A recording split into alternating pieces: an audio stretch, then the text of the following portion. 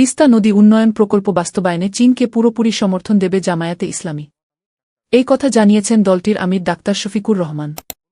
একই সাথে চীনের টাকায় ঢাকা বিশ্ববিদ্যালয়ের আবাসিক হল আর 1000 শয্যার হাসপাতাল তৈরির কাজ দ্রুত শেষ হবে বলেও আশা করছেন তিনি। আর এদিকে চীনের রাষ্ট্রদূত বলেছেন, ঢাকা আর বেইজিংয়ের সম্পর্ক হল আত্মার সম্পর্ক।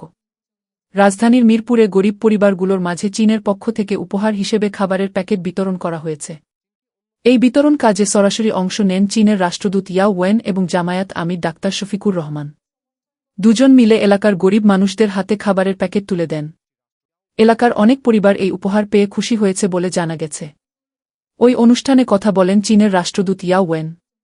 তিনি বলেন, দুই দেশের সম্পর্কের বন্ধন আগামী দিনে আরও শক্ত হবে। তিনি আশা করেন, তিস্তা চুক্তিসহ বেশ কয়েকটা প্রকল্প এগিয়ে নিতে জামায়াত গুরুত্বপূর্ণ ভূমিকা রাখবে। তিনি আরও জানান, চীন এখন বাংলাদেশে আধুনিক হাসপাতাল তৈরি করছে। পাশাপাশি তিস্তা নদীর উন্নয়ন প্রকল্পের কাজও এগিয়ে চলছে। তিনি বলেন, ভবিষ্যতে জামায়াতে ইসলামী এবং ডাক্তার শফিকুর রহমান এসব কাজে সমর্থন দেবেন বলে তিনি বিশ্বাস করেন। দুই পক্ষ মিলে একসাথে এগিয়ে যাবে বলেও আশা প্রকাশ করেন তিনি। বিরোধীদলীয় নেতা ও জামায়াত আমির ডাক্তার শফিকুর রহমানও ওই অনুষ্ঠানে বক্তব্য দেন।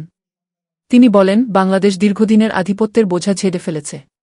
তিনি চীনকে বাংলাদেশের অন্যতম উন্নয়ন সহযোগী হিসেবে তুলে ধরেন। তার আশা, নিরাপত্তা আর উন্নয়নে দুই দেশ একসাথে কাজ করবে আগামীতে।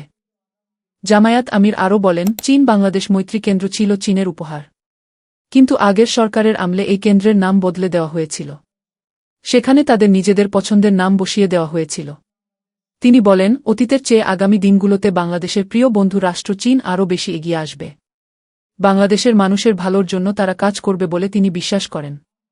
এদিকে একই দিনে আরেকটা বিষয়ে সংবাদ সম্মেলন করেছে জামায়াত।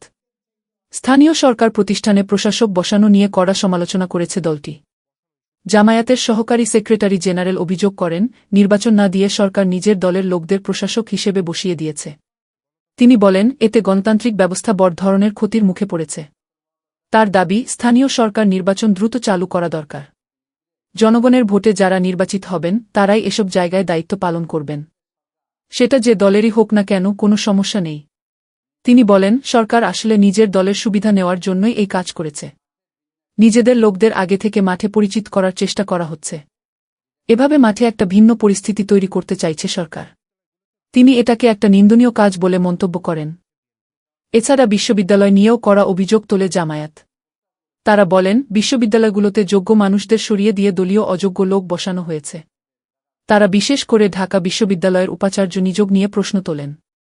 তাদের অভিযোগ, বিএনপির একজন নেতাকে এই পদে বসানো হয়েছে। ওই ব্যক্তি গত নির্বাচনে প্রার্থী হওয়ার জন্য প্রচার চালিয়েছেন, পোস্টার লাগিয়েছেন, দলীয় নেতাদের সাথে বৈঠকও করেছেন।